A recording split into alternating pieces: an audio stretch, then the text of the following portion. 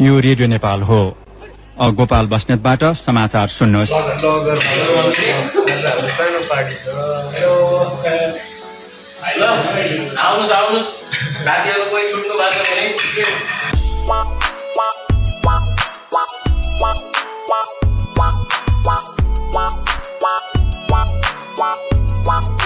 Navraj sir खाना पस्किँदै हुनुहुन्छ। कर्ण सरले मटन पकाउनु भयो आज।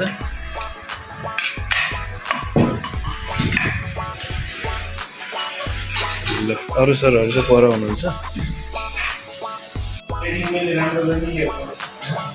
Okay sir.